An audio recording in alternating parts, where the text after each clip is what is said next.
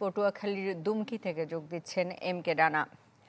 রানা, এই দুঃখজনক একটা ঘটনা, ওখানে কি পরিস্থিতি দেখছেন? কখন নাগাদ লামিয়ার মরদেহ পৌঁছতে পারে?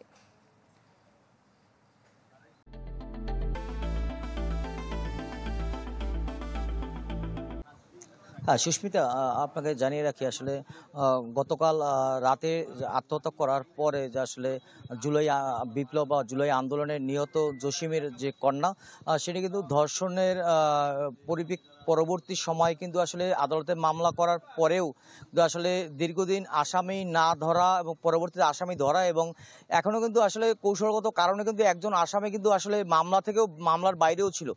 ফলে কিন্তু পরবর্তী সময়ে তার সাথে কথোপকথন এবং কথোপকথনের রেশ ধরে আসলে এই আত্মহত্যার পথ বেছে নিয়েছে লামিয়া, এমনটাই কিন্তু মনে করছে এলাকাবাসী।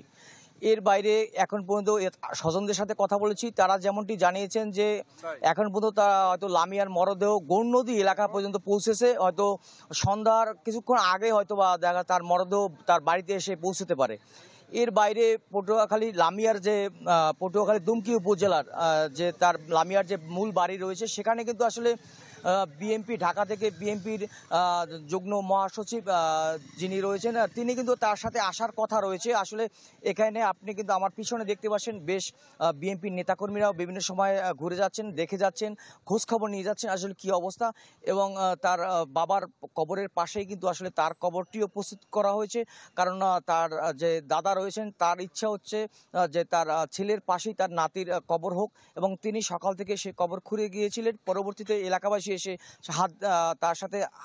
তার সাথে সহযোগিতায় কিন্তু আসলে কবর খুঁড়েছেন এবং এখনো কিছু অংশ বাকি রয়েছে, হয়তো কিছুক্ষণ পরে সেটিও কবর খোঁড়ার কাজ যেটি রয়েছে সেটি সম্পন্ন হবে।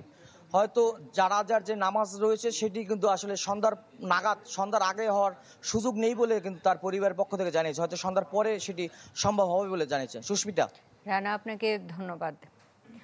পটুয়াখালীর দুমকি থেকে আমাদের সাথে যোগ দিয়েছিলেন এম কে রানা।